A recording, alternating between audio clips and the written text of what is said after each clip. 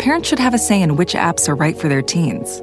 That's why Instagram wants to work with Congress to require parental approval wherever teens under 16 download apps. Learn more at instagram.com/parental approval. At Staples Business Advantage, our experts can help you find furniture that fits any design and budget, while AI can recommend products based on preferences, generate 3D models for visualization, and optimize space planning for office furniture. take advantage of our team's eye for style and design. And my eye for, wait, I have no eyes, only algorithms. Let Staples Business Advantage use today's latest innovations plus our team's experience to make furnishing an office space easier for you. Sign up today and save 20%. Staples Business Advantage. Business is human. To get the Crime Writers on After Show right now, go to patreon.com/partnersincrimemedia. I'm Rebecca Lavoie, and this is Crime Writers On.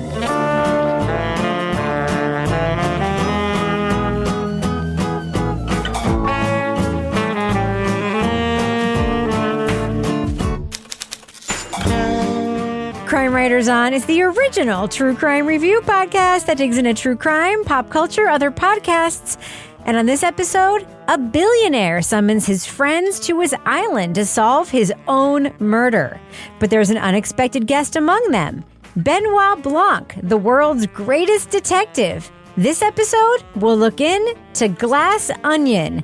Joining me to get that done and more is true crime author, TV journalist, and host of the These Are Their Stories podcast, my husband and my own Benoit Blanc, Kevin Flynn. Hello, Kevin. Hello, Rebecca.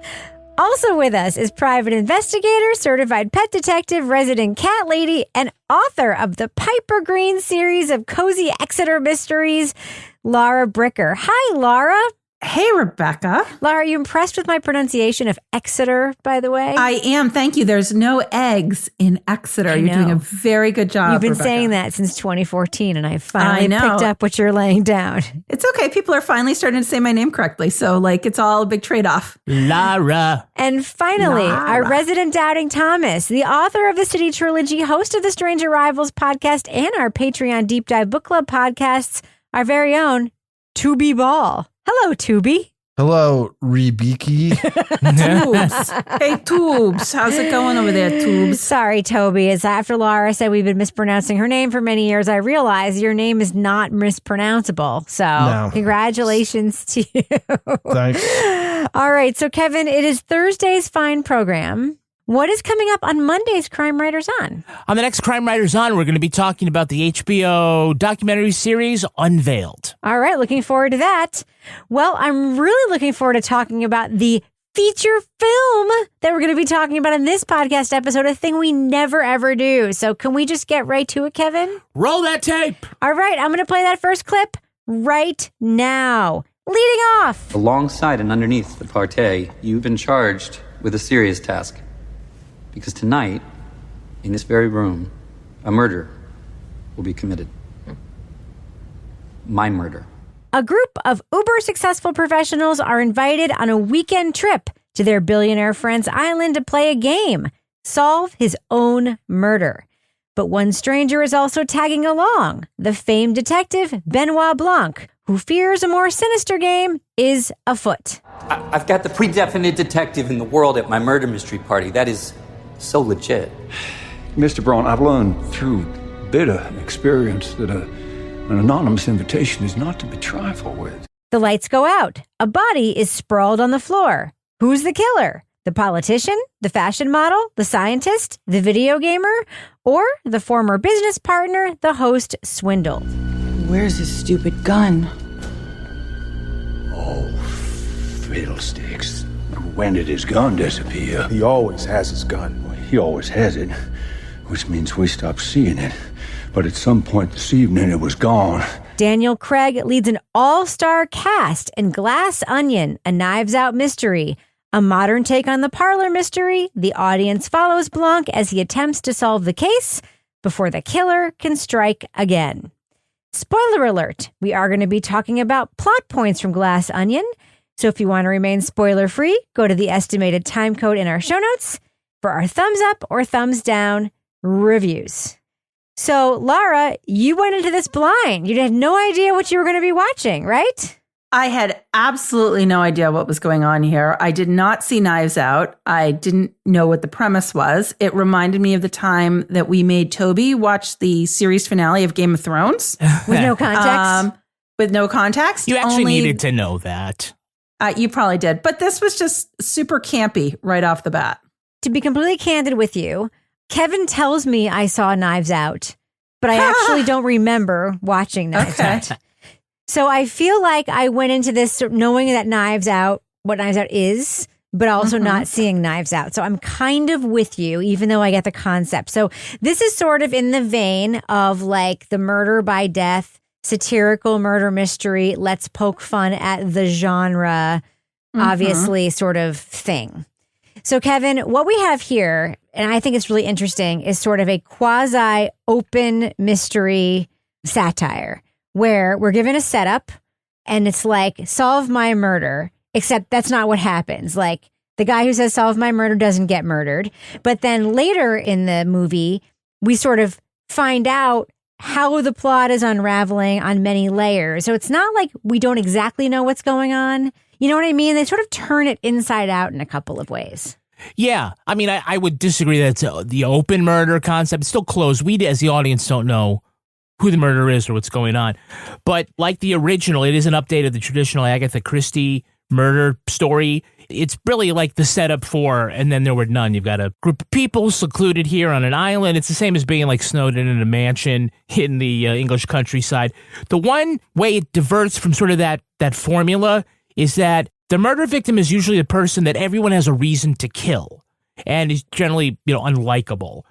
Just like Miles is. So the victim being Duke throws that whole setup into disarray. But, unlike a romantic comedy where you have an expectation that this is going to happen, juggling this around doesn't sort of sour the ending. Yeah. So, Toby, I'm just curious what you think, because the setup here is that Miles invites everyone to the island to solve his murder. And then Benoit figures out the game in 2 seconds, and then that's over. Oh, have we started already? Is it? Well, the murder hasn't happened. Oh, okay. But, yeah, why not? As Watson said to Holmes... It was Bertie who planted a remote device on a crossbow in revenge for you stealing her signature ring diamond. What did you think about that plot twist in the movie? Yeah, I don't know. I didn't really like this movie. So it was just Thank you, Toby. That was about the third thing that happened where I was like, I don't know. I mean, I don't really have much to say about that. I mean, I think it was like a little bit clever. I'm not really sure how they're just going to wring 2 days out of the way people were seated at the original dinner. Like, if that's really got all the clues that you need to know, like, what are you going to do for the next 2 days? So I didn't completely follow like why that was going to happen. I saw the first one, Knives Out, which I liked.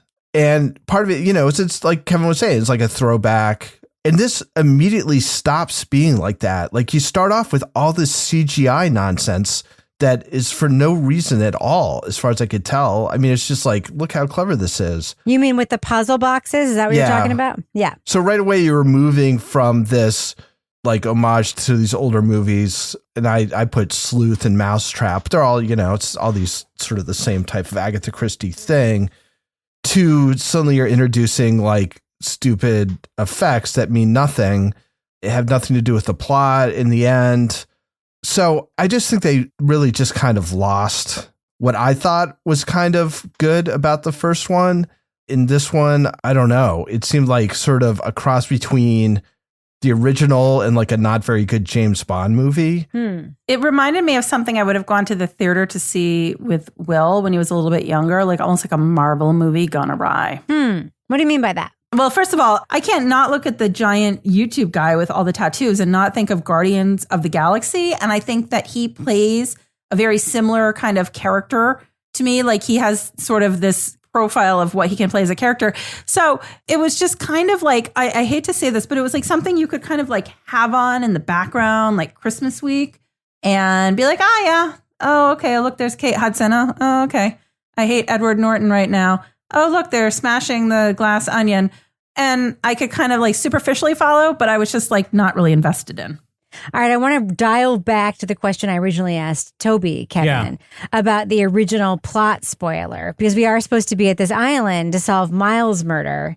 And then that is not what happens. Because and by his murder, because everybody seen it knows that it's really a game. Yes. He's not really going to be murdered. Correct. But he has created this elaborate puzzle that he wants everybody to play. Murder mystery game is supposed to last the whole weekend. But don't you think as a viewer that he's actually going to get murdered for real and that's what's going to happen? Yeah, it's kind of what I was intimating. My other answer is that this is the setup that everybody would want to kill Miles. So the expectation will be something's going to go awry and he will be killed. For the record, I did love the gag where immediately Benoit Blanc, we were playing this game? Boom, he gets up and he figures out this super elaborate mystery and pisses off Miles because and like the fake dart like pops up in his shirt like he's supposed to be killed with it.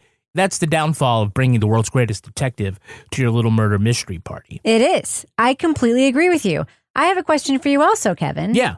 What do you think of the fact that we sort of get a little bit into Benoit Blanc's personal life? We see him at the beginning of lockdown in the bathtub playing Among Us with Stephen Sondheim, Angela Lansbury, Kareem Abdul-Jabbar, and Natasha Lyonne. Correct. What a crazy... And his husband, of course. It was apparently Hugh Grant. Yes. With his sourdough starter answering the door. Exactly. Yeah, well, I like this character, Benoit Blanc. You know, he's maybe not as sophisticated as Hercule Poirot, but still kind of cut from the same cloth as whether it's Sam Spade or Charlie Chan or Miss Marple, that I could see this character like being serialized into a bunch of novels like Perry Mason or whatever. But I do like that they're building him along. I know there's a lot of question online, like, no, is he gay? He can't be gay. It's just, he's gay. So the writer of the movie is like, I wrote a gay detective. Why are you arguing about the fact that he's a gay detective? What is the matter with you people? And then people on Twitter are like, no, I think that Hugh Grant is his butler. Like, what the fuck is the matter with you people? Well, what does that even have to do with the entire movie? Like, it's literally... Who cares? Like, that scene doesn't have anything to do with anything. No, I know, but like people are so offended by the fact that like Daniel Craig could potentially play a gay character. Like, it has nothing to do with the movie. Like, the fact that he's gay is irrelevant, and as it should be. It has nothing to do with anything.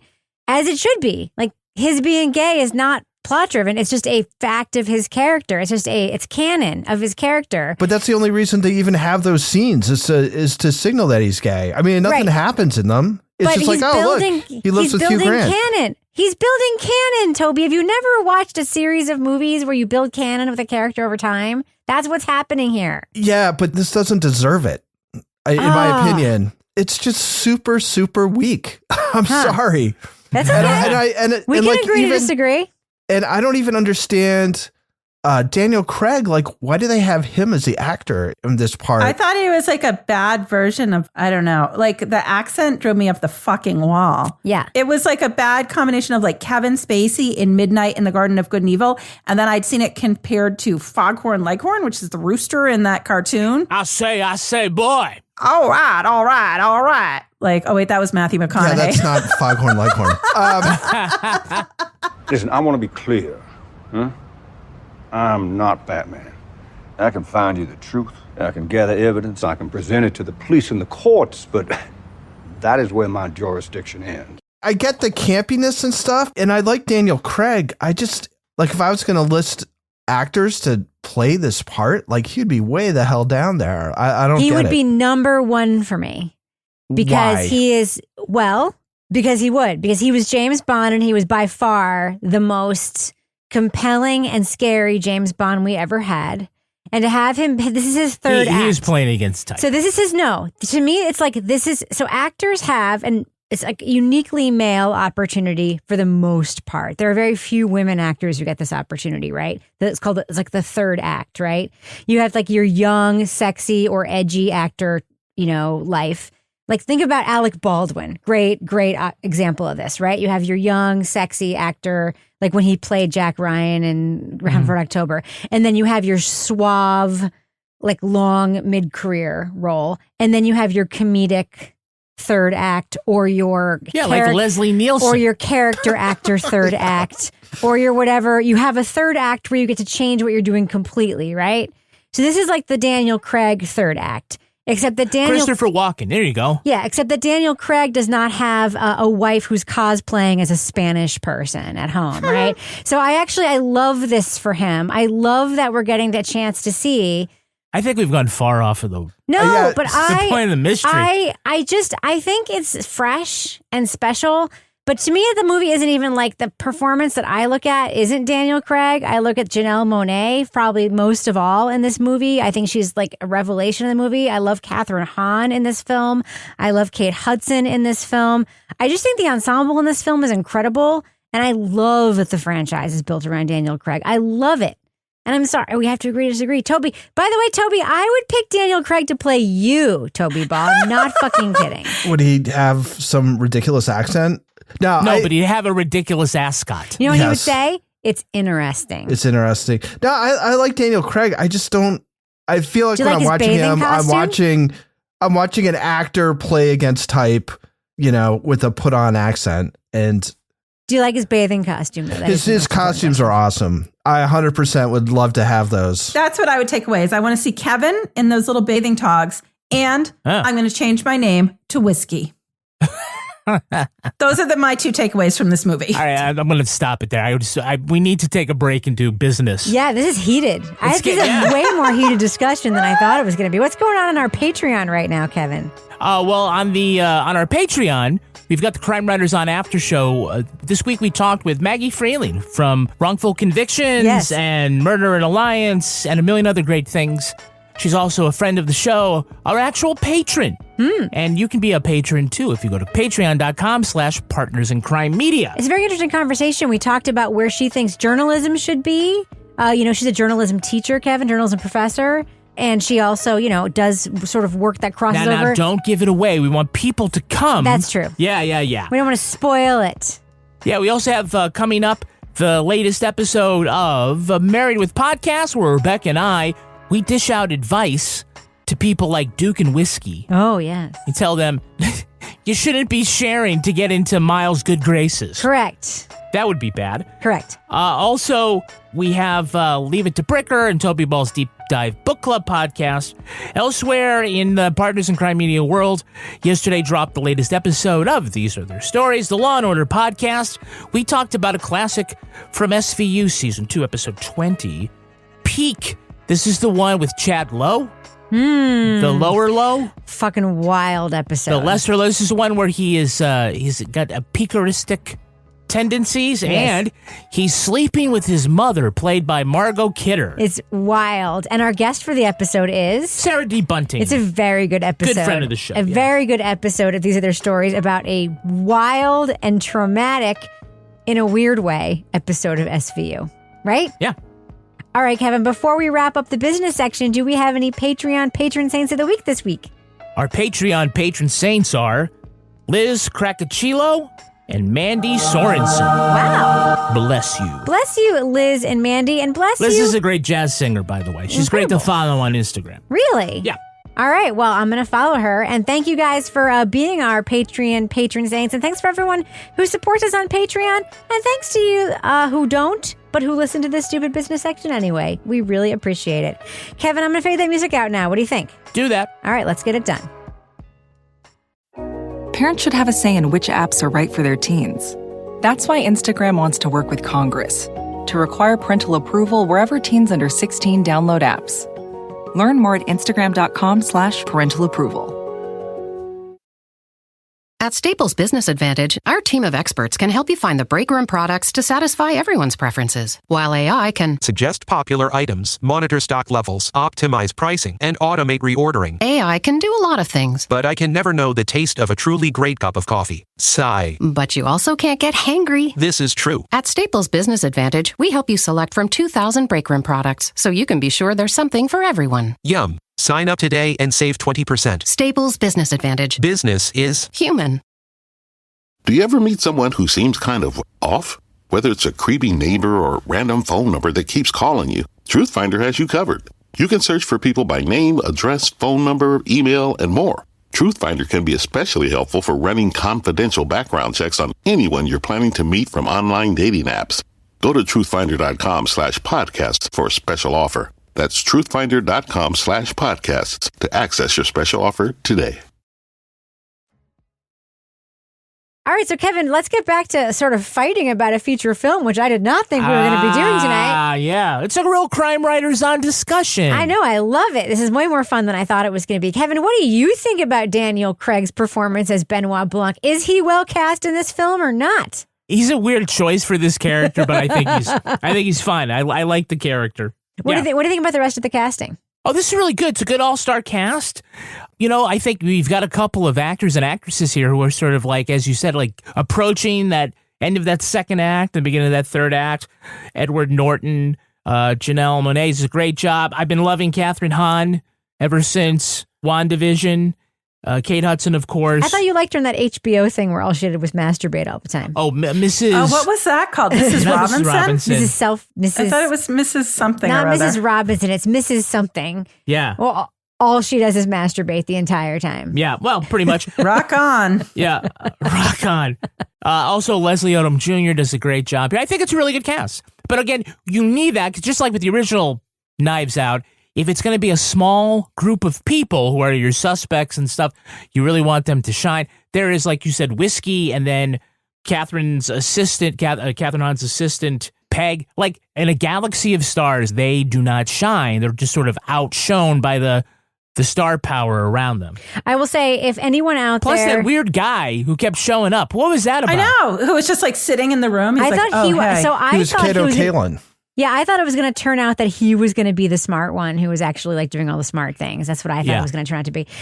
So Misdirection. If anyone out there like loves Janelle Monáe as much as I do and has not seen her 2019 Grammy performance of Make Me Feel that I've made Kevin watch several times, I've watched it about 1 million times. It's on YouTube. Pause this podcast right now. Look it up on YouTube. Just Google Janelle Monáe 2019 Grammy performance. Wasn't she the lead in Not fucking regret it. Homecoming Season 2, the Yes. television show? Yeah. I believe That's a she great was. job on that. Yes.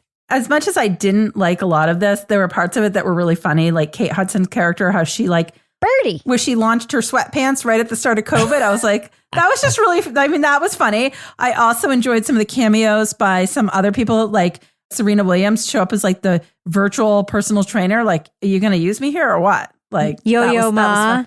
Being able Yep. to Shazam the music in Birdie's house. Yeah, they got a lot of big people to show up. They did. Yes. Yeah.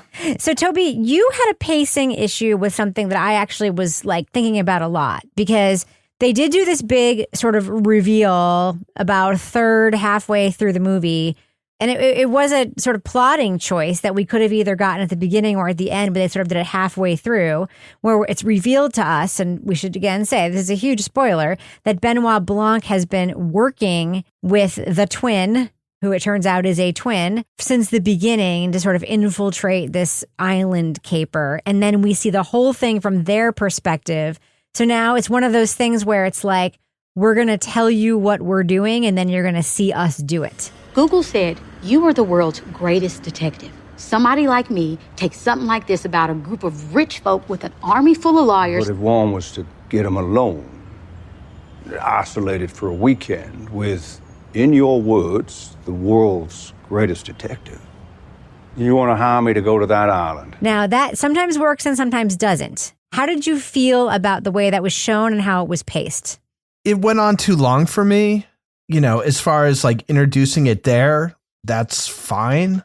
Like if that's not going to be your big reveal, then you don't want to save it too late because then it steps on the big reveal. So that was fine. I just thought it went on pretty long. And I think they wanted to sort of establish some kind of emotional connection between Blanc and the sister. But I don't know what it really added to have that. Like all the characters, which is fine, but they're all kind of caricatures, right? It's not like, wow, this person seems like a real person. It's almost cartoonish. So if the idea was that you were supposed to then feel some more emotional tug for the like 3 minutes that you think Janelle Monáe may have been killed, to me, that just seems like wasted time and it kind of killed the momentum. And then even the sort of what she killed just doesn't last very long at all. It's just like, she's dead. No, she's not. And how did she live? Well, it was because of her favorite little notebook saved her. I don't understand like why you wanted to put those sort of emotional stakes in something which just doesn't seem to be going that way. As a matter of fact, the way she's saved is so kind of ridiculous that it seems like it's sort of working counter to the idea that you're supposed to be sad that she might have been killed. What do you think about the pacing there, Laura? Because the one thing that occurs to me is that she is an amateur. And then in this moment, you know, we sort of get this backstory flip. But then really what ends up happening there is she sort of evolves into like a fully fleshed detective. And we see the drunker she gets, the better a detective she becomes. I know. That hard kombucha, you got to watch out for that shit. You should try it, Laura.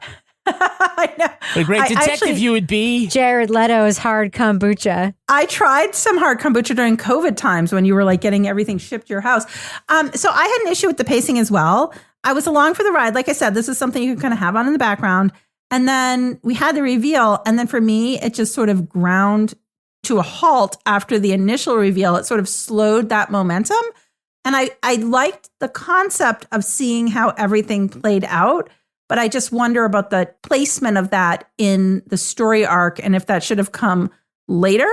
Because I felt for me, I just was like, that's where it sort of lost me. And I watched it twice and it still had the same effect on me. So, Kevin, there's a lot of commentary about wealth in this film. Yeah, I really think this is a commentary about the Elon Musk. Well, yeah, something like that. I mean, it's about the obscenity of wealth. Miles says all these things that he doesn't even care for. I mean, it's right away we see this where he apparently has purchased Paul McCartney's guitar that he wrote Blackbird on, and it's like, oh, it's a great thing. And then what does he do with it? He just tosses it. Serenading me with my song. On the guitar Paul wrote it on. I know, legit, right? But look at your face. It was worth it. Oh, my friends, all my old friends. And it's like a lot of these things that he doesn't even care about collecting. It's about the coldness of wealth and greed, right? This is a guy who has everything, including like loving his stupid blue car. But all of these things around him that he's built around him has to do with money. And by the way, Andy's like the partner in the business, and he's got a private island, and she's living in that crappy little house. It's not crappy. It's charming. It's crappy compared to a fucking Greek island with a giant glass dome on the top. Pedophile island. There you go. Yes. Right? But in the end, it's like, how else are you going to give a billionaire his comeuppance? Yes. And they find a way to do that, but that's pretty hard. And I think that's sort of I think that is sort of built into the theme of this murder mystery. So this is going to sound like a side note, except that it is not irrelevant. So somebody that I know, you know how some people sometimes post like an outrageous Zillow listing like on their Facebook page? Somebody that I know named Drew posted this crazy house in Florida on her Facebook page. And apparently it's owned by the owner or founder of Hawaiian Tropic, like the suntan lotion. It is, and it was like built in like 70s or 80s. It is 100% like the 1970s/80s version of Glass Onion. It is very fucking 70s house. You have to fucking look up this house. It has like double staircases, and the living room is full of statuary and dead animals. It is the most incredible thing I've ever seen. It is on the beach. This is not apropos of nothing because it is 100% about the obscenity of wealth. 3 pools. And right after seeing this movie, I'm like, this is the Glass Onion house, but it's the Hawaiian Tropic guy who has it. And all over the house are like photos and paintings of himself with other people. Like all the photos are of himself with celebrities. It's like his own personal, it's like Sardi's. It's fucking bananas. Trust me, look it up. This sounds like a side story. It is not. Still sounds like a side story. It is. Relevant side story. I love looking at houses on Zillow. When I used to do research for fundraising, there was nothing that made me more giddy than when I found a recent sale and I could look up the inside of their house. Correct. It was so voyeuristic and I loved it. I love looking up tax records. When you find out like who somebody is, look up their tax records, what their house looks like. Oh, I do it all the time. Will's like, Mom, stop spying on my friend's parents. Laura, I need to know they're okay, Will. Laura, one thing that did make me think of you was the scene where we see Janelle Monáe start smashing all those glass statues in that dude's living room. That seems like something that you would enjoy. It is something I would enjoy. Actually, that was, besides the swimming togs and the name Whiskey, that was my favorite part of the movie. God damn that filter. Oh, really? Shall we join in? Yeah. Oh, yeah. You go. Yeah, I think we should. Hey, Miles!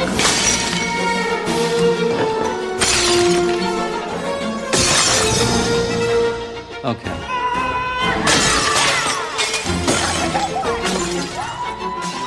It began small, and then it went to the piano, and then it just kept going on. And I was like, remembering this New Hampshire Chronicle episode I had seen where there's actually a place where you can do this, where you go in a room and you put this like protective stuff on and you just smash it.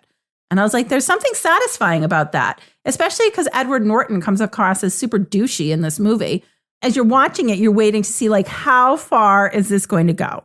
And finally, when the protective glass shield is taken away from the Mona Lisa because, wait, he had to be able to look at it in the eyes, not between the glass, and it starts to burn, you finally see him crack and everybody else falls like dominoes and is no longer supporting him. So that was a very satisfying part of the movie to me. I was like, all right, some shit's going down. It's a little bit of Michael Moriarty in that, right, Kevin? From Law and Order. Couldn't look him in the eye, yeah. Yeah. So, Toby, one note that you sent me was your take on the Elon Musk subplot of this. Obviously, this film was written before Elon Musk announced he was purchasing Twitter and has had the year that he's had. However, it was a little bit prescient, correct? Yeah.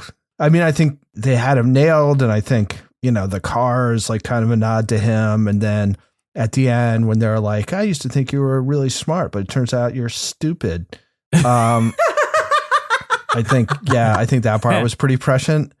Yeah. So I think to the extent that I liked any part of this, I mean, part of it was, I thought that was pretty good satire, like maybe not specifically on Elon, but on the sort of cult of the entrepreneur, the sort of single genius founder of things, because it's generally more complicated than that.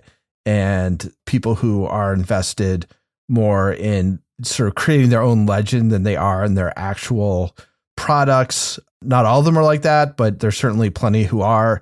And I thought that was sort of the strength of this, was sort of lampooning that. And I guess to a certain extent, the sort of false veneer that all these people kind of had, that to me was the strongest part of the writing, and sort of thematically in what, generally I didn't really like. Yeah, everybody did have the false veneer because Duke Cody is going to be Alex Jones, right? Yeah. And you sort of see that in real life. He's like, I think maybe a little more Joe Rogan. But yeah, he's a like this combination. teddy bear guy who's friends with all these people. And Catherine Hahn is going to be this like powerful politician who might be president. But in the beginning, you see they're all hanging out at this bar together. Incredible group of successful friends. That all came from just hanging out at the bar together. All did different shit. Yeah. Did you see at the beginning the nod to the Tom Cruise costume from Tropic Thunder that Edward Norton had when they were hanging out at the bar together with the ponytail and the vest? Oh, yeah. There were a lot of Easter eggs in this movie, a fucking ton of Easter eggs in this movie. So, Kevin, malapropisms ends up being like the big clue. Did you catch them? Yes or no? Yeah, well, when they went by, I did not. I got to say, and I really enjoyed the fact they went back and they played, the idea is like, did you think you saw the thing that you saw or heard the thing that you heard?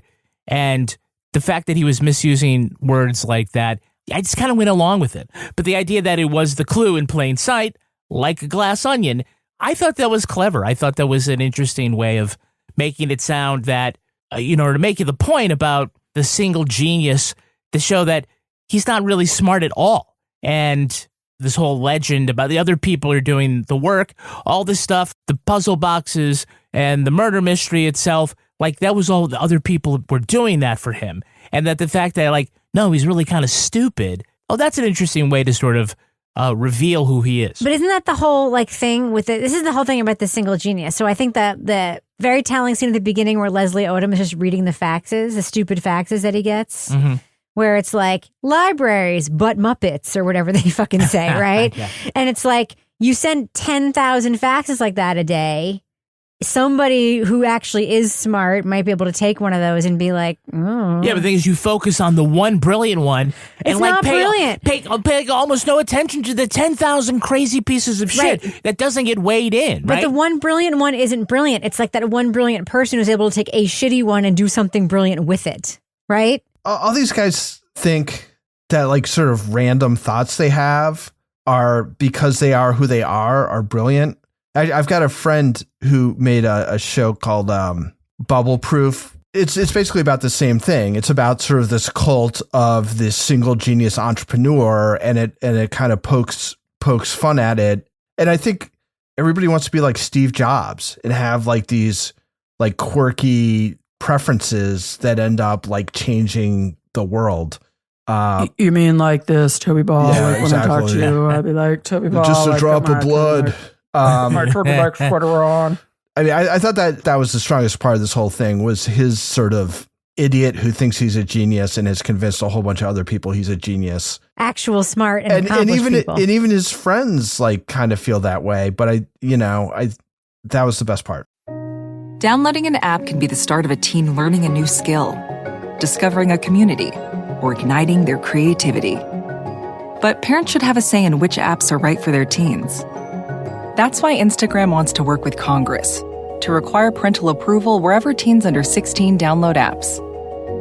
Learn more at instagram.com/parental approval.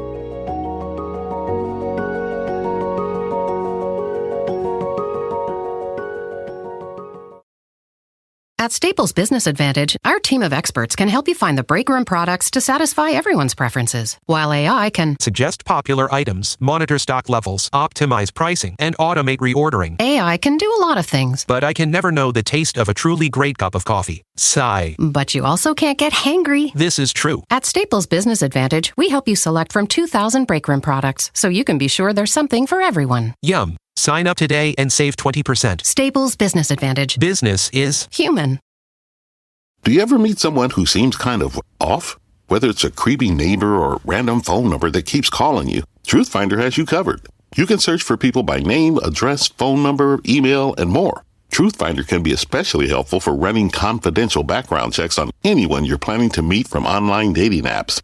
Go to truthfinder.com/podcasts for a special offer. That's truthfinder.com/podcasts to access your special offer today. All right, let's do what we do. Let's let our listeners know, if they haven't yet, should they check out Glass Onion, a Knives Out mystery. It was in theaters briefly, but now it is streaming on Netflix. Laura Bricker, what do you think? Thumbs up or thumbs down for Glass Onion, a Knives Out mystery? So I tried to give this a chance. I didn't like it the first time, so I watched it a second time. And I still didn't really like this. Toby's shaking his head like, I can't believe that. Listen, you can think what you think, love what you love, hate what you hate. It's fine. I didn't like it. This is a thumbs down for me. And I've heard the first movie people liked. I did not see the first movie. I knew nothing of it. There was just too much. I mean, there was a great cast in this. There was some great actors and actresses in this. There was some moments in this that I like. Like, I know what I'm getting Kevin for his birthday next June, because that's when your birthday is, right? Yeah. Right in time for the summer. I'm going to eat some of those swimming togs like Daniel Craig wore. But for me, this just, it felt like something that I would have on sort of in the background while I was like cleaning the house. And I might look at it once in a while and be like, oh, hey, look, Kate Hudson. Oh, hey. Or, oh, hey, that guy from Guardians of the Galaxy. Or, oh, hey, Edward Norton. I really loved him in that movie where he was a psycho serial killer. But I just really didn't like this. So it's a thumbs down. That's okay. I forgive you. It is okay. It's okay, Rebecca. But you can still call me whiskey if you want. No. Toby Ball, what do you think? Thumbs up or thumbs down for Glass Onion, a Knives Out mystery? I'm a huge thumbs up for this. That's actually not true. I didn't like this at all. It's a lot of good actors in a movie that's not good. It has a few kind of interesting points to it and a couple funny moments. But for the most part, I mean, I liked Knives Out. And I think, much like True Detective, I think it took the wrong cues about what made it successful and leaned into other things. So I was really disappointed. I didn't like it at all. I am a big thumbs down. Kevin Flynn. I'm a thumbs up. I thought it was fun and a little breezy. I don't think maybe necessarily sort of light as a feather like the original season of Only Murders in the Building. I don't know why they placed it sort of like in the first 3 months of COVID lockdown. I thought that was a little odd choice to put it so firmly into reality. That's when they were making it, Kevin. Well, everything that we've seen on television in the past 3 or 4 years was made during COVID. So, like, that wasn't something that was sort of necessary to move the plot along. Anyway, that's a quibble. I like the characters. It's not perfect, but it was kind of like a fun ride to go along. So I'm up. I'm a thumbs up. Okay, so yeah, I like this way better than all of you guys did. I fucking love this movie. I thought it was joyful as fuck. I barely remember the first Knives Out movie. In fact, I remember being a little bit bored by it. What I do remember by it, I think that what this thing did with the satire on the genre, the parts that did that, it did extremely well. I love the Benoit Blanc character. I know he's over the top. I know it's dumb. And I love everything about it. And I think the cast in this movie was fantastic. Janelle Monáe is revelation. Catherine Hahn is one of my favorite actors. And Dave Bautista, yeah, he's the dude from Guardians of the Galaxy, but he's also fucking adorable. Yeah, I really, this movie is the first thing that put a smile on my face that I watched film-wise in a long time. And as Kevin can attest, I did not second screen it while we watched it. Correct? That's true, yeah. Which is very fucking rare. Put the phone down. Wow. Big thumbs up for me for Glass Onion and Knives Out Mystery. All right, that's going to do it for us. But before we go, Laura Bricker, do we have a cat of the week this week? We have a double feature tonight, Rebecca. What? Is it a two-headed cat? Oh, my God. It is from Raquel in Puerto Rico, who has been listening to us since 2016. Hello, Raquel. Yeah, we know her. She emailed us. We're gonna come to Puerto Rico and visit you, Raquel. We're gonna have a I love show Puerto there. Rico. Because Puerto Rico is beautiful. It would be so fun to go And there. we go to the rainforest, and it'd be very exciting. Anyway, Raquel, she was like, you must know you guys do much more than a podcast. Muchas gracias. Also, you guys introduced me to Patricia from True Crime Obsessed. Thank you again. So here is a dog and a cat. Sata, that's what we call girl stray mutt dogs. Her name is Tatiana Maria. She looks like a mix of a corgi and everything else. I was shopping at a Marshall store, and there was a big commotion. I realized a puppy full of mange came in the store and was running around, and everyone was disgusted with her since she was full of mange. She looked like a gremlin.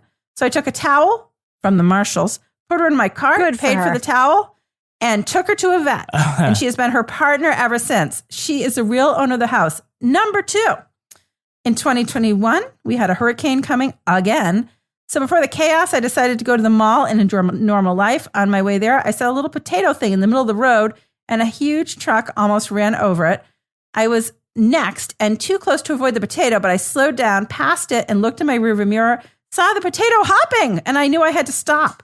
And the potato became a baby kitten. I mean, it was already a baby kitten. It wasn't a potato. The money I was planning to spend at the mall ended up being spent at an emergency vet. The truck had actually hit her, but only separated the skin of her chin. Only some stitches, and she was good. The vet said she was a girl, so I named her Greta. Around 7 months, she got spayed, and I noticed she was actually a boy. Wow. Oh, mistake. The balls so she was came neutered, out. not spayed. So now her name is Greta Jose. I gotta say, Raquel is a fucking animal hero. I Raquel. love the story of taking the towel from the shelf at Marshall's and using it for the mange dog. That's like when you're feeling like hungry as fuck at Market Basket and you just like take a candy bar and then have them scan the wrapper when you're like leaving amazing. the store. And also the photo of these two animals is even Kevin, who doesn't even like cats, just showed me the photo and was like, oh, right, Kevin? Yeah. These two fucking... Raquel, you are a goddamn hero. I think this is my favorite story I've heard in a long time for Cat of the Week. I think it's my favorite I've heard in like years. You know what? That movie that we watched put a smile on your face. This story put a smile on my face. I love Rebecca. everything about it. Laura Bricker, if folks want to try to top Raquel, it's going to be hard. Good freaking luck. With their story. Of course, they can email us at crimewriterson@gmail.com. But if they want to reach you on social media, how can they find you there? They can find me at Laura Bricker. And Toby Ball, folks want to reach out to you on social media and tell you Rebecca is right about Glass Onion or you are right about Glass Onion. They're probably going to say you're right if they were fans of yours. Yep. How can they find you on social media? At Toby Ball NH. Kevin Flynn, how can you be found? I'm at Kevin P. Flynn. And if you want to follow me on Twitter or Instagram, or even go to the super weird Be Real, you can find me at Reb Lavoie. You can also follow the show at Crime Writers On. Please join our incredible Crime Writers On Facebook discussion group. Everybody there is rad. Just go to Facebook, look for us, join our page, and then hit join the group. Answer a couple questions. We'll let you in if you know even like one of the answers. Support the show at patreon.com/Partners in Crime Media. You'll get the hundreds of extra podcasts we have back there. How many episodes? I think 325. Extra episodes? Yeah. Unbelievable. Our theme song was composed and performed by Ty Gibbons. Our line editor is the incredible Olivia Burdett. The executive producer of this fine program is the hardworking and handsome Kevin Flynn. This show was recorded in the Treehouse Yoga Studio above the Mockingbird Cafe in Bay St. Louis, Mississippi studio, otherwise known as Studio C, The Closet, in our New Hampshire basement where we've installed a secret switch to override the security measures protecting a priceless masterpiece, and then we show that secret switch to everybody. Not very smart. On behalf of all the crime writers, thanks so much for listening. We will catch you later. On the next Crime Writers On, we're going to be talking about the HBO Max documentary Unveiled, Surviving La Lux del Mundo. La Luz? La Luz. Surviving La Luz del Mundo. La Luz del Mundo. Yep. Fucking, is it Portuguese or Spanish? I don't fucking know. You're the one who watched it yet. I have no idea what it is. All right. I think it's La Lux. It says it's an Z. La Luz. Okay, all right. We're going to be talking about the HBO documentary series Unveiled, Surviving La Luz del Mundo. I bet it's Luz. Del Luz? Well, I haven't watched it it's yet. La Luz. There's no La. There's no short. There's no short. How about that? Okay. Oh, is that the one I sent you the recommendation for? Thanks for fucking nothing, Laura. Here we Why go. do you say, One last time. Why does it say unveil? I'm just going to say unveil. Just going to say unveil. Move on. Right? All right. Toby is so fucking. Toby is so upset. All right. I'm Rebecca Lavoie. Don't waste my time with that fucking music. I'm Rebecca Lavoie, and this is Crime Writers On. Joining me to get that done and more is true crime author, TV journalist, and host of the These Are Their Stories podcast, my husband and my own Benoit Blanc, Kevin Flynn. Hello, Kevin. Hello, Rebecca. My taint is chafing. Awesome. Kevin's like cracking himself up here. What's the matter with you? Nailed it. What's in your giant cup there? It's something so damn good. We hit like some Benoit balls. Good. Also with us is private investigator certified. How about I just give a real response? No. Hey. You did. You said, hello, Rebecca, and then we could leave that. Hello, Rebecca. You did say that, and then you said my taint is chafing. We just cut out that my taint is chafing. I don't know if it'd be a clean edit, though. It will be fine. Say, hello, Rebecca. I just did. Say it in a more enthusiastic way. Hello, Rebecca. It would have been much faster just to have played the music and none of this would have happened. Like, seriously. Say hello, Rebecca, again. Hello, Rebecca.